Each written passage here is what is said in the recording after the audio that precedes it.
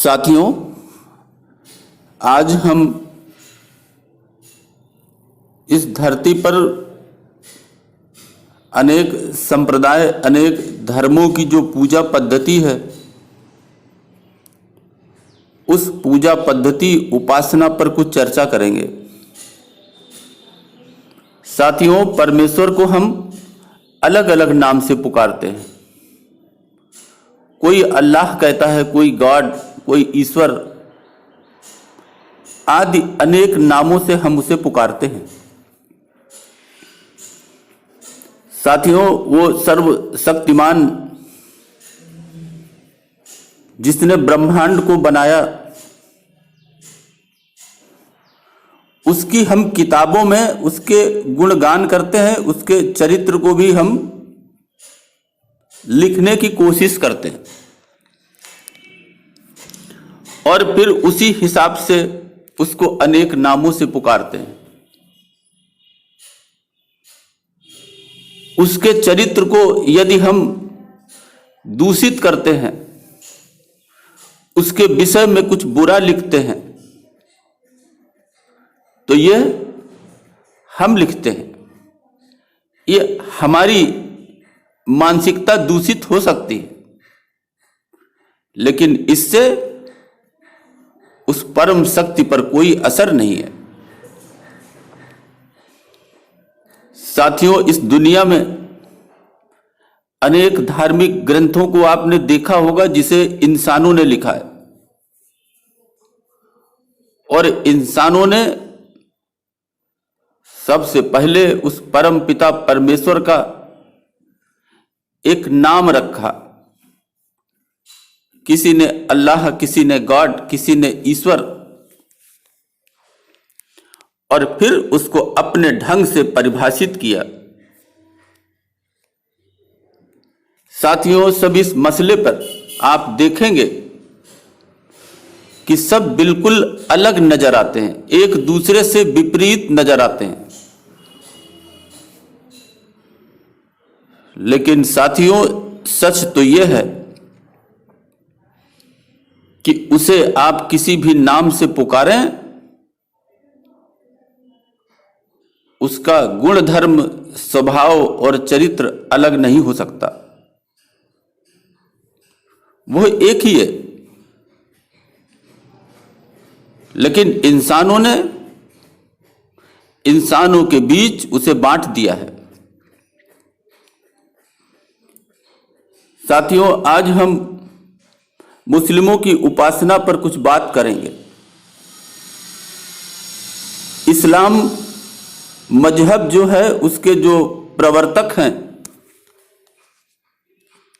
Profit Mohammad, साथियों, वो स्वयं भी वैदिक परिवार में हिंदू के रूप में ही जन्मे थे। और जब उन्होंने अपने हिंदू परिवार की परंपरा और वंश से संबंध तोड़ने और स्वयं को पैगंबर घोषित करना निश्चित किया, तब वो संयुक्त परिवार जो एक हुआ करता था, वो संयुक्त हिंदू परिवार छिन्न भिन्न हो गया, क्योंकि मत अलग हो गए। और काबा में स्थित जो महाकाय शिवलिंग था, जिसको संग अस्मत कहते, की रक्षा के लिए हुए युद्ध में कहते हैं कि पैगंबर मोहम्मद के चाचा उमर बिन ए हस्साम को भी अपने प्राण गंवाने पड़े, क्योंकि साथियों, उन्होंने प्रॉफिट मोहम्मद के विचार को नहीं अपनाया।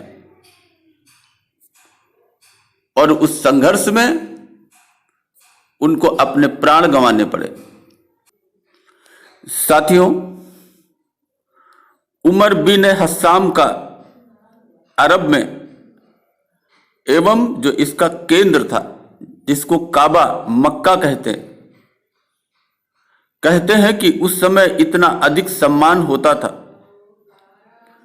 कि संपूर्ण अरबी समाज, जो कि भगवान शिव के भक्त थे, एवं वेदों के उत्सुक गायक तथा हिंदू देवी देवताओं के अनन्य उपासक थे। उन्हें अबुल हाकम अर्थात ज्ञान का पिता कहते थे। बाद में प्रॉफेट मोहम्मद के नए संप्रदाय ने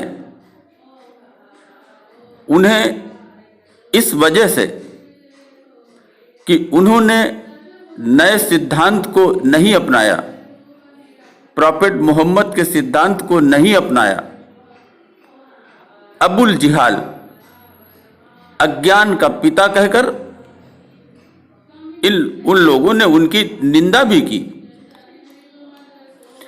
साथियों, जब प्रॉफेट मोहम्मद ने मक्का पर आक्रमण किया, उस समय वहां बृहस्पति, मंगल, अश्विनी कुमार, गरुड़, नरसिंह की मूर्तियां प्रतिष्ठित थी। प्रॉफेट मोहम्मद ने उन सब मूर्तियों को तोड़कर वहां बने कुएं में फेंक दिया, किंतु तोड़े गए शिवलिंग का एक टुकड़ा आज भी काबा में सम्मान पूर्वक न केवल प्रतिष्ठित है, वरन हज करने जाने वाले मुसलमान उस काले अश्वेत प्रस्तर खंड अर्थात संग अस्वत को आदर देते हैं, मान देते हैं, उसे चूमते हैं। साथियों, ईसवी पूर्व में भी अरब में हिंदू एवं हिंदू शब्द का व्यवहार ज्यों का त्यों आज ही के अर्थ में प्रयोग में था। अरब की प्राचीन समृद्ध संस्कृति वैदिक थी तथा उस समय ज्ञान, विज्ञान, कला, कौशल, धर्म, संस्कृति आदि में भारत, जिसको हिंद कहा गया, उसके साथ उसके प्रगाढ़ संबंध भी थे। साथियों, हिंद नाम अरबों को इतना प्यारा लगा कि उन्होंने उस देश के नाम पर अपने स्त्रियों एवं बच्चों के नाम भी हिंद पर रखे। साथियों, अरबी काव्य संग्रह ग्रंथ से अरुल ओकुल के 253वें पृष्ठ पर हजरत मोहम्मद के चाचा उमर बिन हस्साम की कविता है, जिसमें उन्होंने हिंद यौमन एवं गबुल हिंदू का प्रयोग बड़े आदर से किया है। साथियों, मोहम्मद साहब का जन्म एक हिंदू परिवार में हुआ था। पैगंबर बनने के लिए उन्होंने हिंदू परिवार से नाता तोड़ा। मोहम्मद साहब के चाचा उमर बिन हस्साम, जो भगवान शिव के कट्टर भक्त थे, धर्म की रक्षा के लिए खुद को समाप्त कर लिया। इसका साचा प्रसिद्ध अरबी काव्य साहित्य शेरुल गोकुल के 235वें पेज पर अंकित है। उस पृष्ठ का सार नई दिल्ली के रीडिंग रोड पर बने लक्ष्मी नारायण मंदिर के वाटिका में यज्ञशाला के लाल पत्थर के खंबे पर काली स्याही से लिखा है। साथियों, काबा में भगवान शिव के अलावा 360 हिंदू देवी देवताओं का स्थल था, जो हमेशा वेद मंत्रों से गूंजता रहता था, जिसको बाद में तोड़ दिया गया। साथियों, इतिहास के पन्ने पर अरबी काव्य साहित्य शेरुल ओकुल के 257वें पेज पर अंकित एक कविता है। इसके रचयिता लबी बिन अक्तब बिन तुरफा हैं, जो मोहम्मद से 2300 ईसा पूर्व हुआ था। उसने 1800 ईसा पूर्व लगभग लबी ने वेदों की प्रशंसा और अलग अलग नामोच्चारण भी किया। साथियों, क्योंकि पूरे अरब में सिर्फ हिंदू संस्कृति ही थी, इसलिए पूरा अरब मंदिरों से भरा पड़ा था, जिसे बाद में मूर्ति पूजा के विरोध में लूट लूट कर मस्जिद बना दिया गया, जिसमें मुख्य मंदिर काबा है। आज दुनिया में जितने भी मस्जिद बनाते हैं, उन सब का दरवाजा, मुख्य द्वार काबा की तरफ रखते हैं। उधर ही नमाज पढ़ते हैं। जबकि साथियों अल्लाह तो सब तरफ है, फिर उधर मुंह करके नमाज करना या उपासना करने का अर्थ क्या है? फिर काबा की तरफ मुंह करने की क्या जरूरत है? मगर साथियों जरूरत है, क्योंकि वो उधर मुंह करके जो उपासना करते हैं, जो पूजा करते हैं, वो उस काले पत्थर पर आज भी अल्लाह को ढूंढते हैं, वो भी दूर बैठकर अपने ढंग से, अपने तरीके से। साथियों यही तो मूर्ति पूजा का एक रूप है। अभी भी उस मंदिर में सारे हिंदू रीति रिवाजों का पालन आज भी होता है तथा शिवलिंग अभी तक विराजमान है वहां। यहां आने वाले मुसलमान हिंदू ब्राह्मण की तरह सिर के बाल बुड़वाते हैं, बिना सिलाई किया हुआ एक सफेद कपड़े को शरीर में लपेटकर काबा के प्रांगण में प्रवेश करते और इसकी 7 बार परिक्रमा भी करते। लेकिन साथियों यहां थोड़ा सा भिन्नता दिखाने के लिए ये लोग वैदिक संस्कृति के विपरीत दिशा में परिक्रमा करते हैं।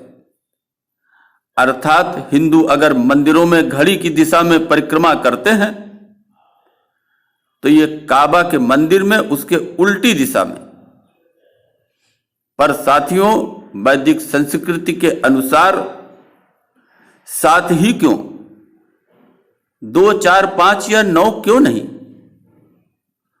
और ये सब नियम कानून दुनिया की किसी मस्जिद में नहीं होते, सिर्फ इसी काबा की मस्जिद में आखिर क्यों होते हैं? ना तो साथियों सर का मुंडन करवाना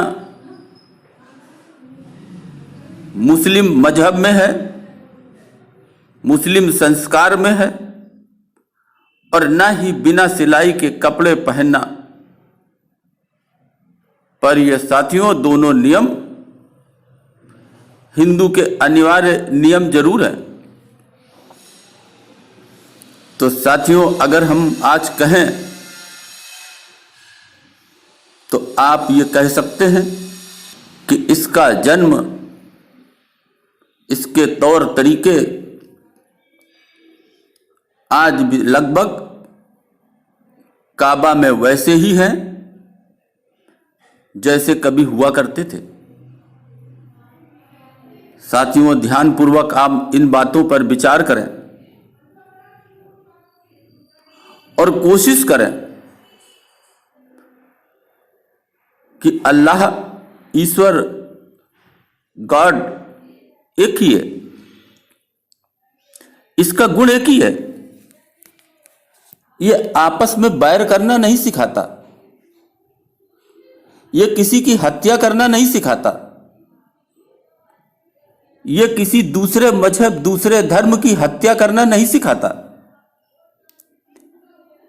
ये गॉड का नाम लेकर, ईश्वर का नाम लेकर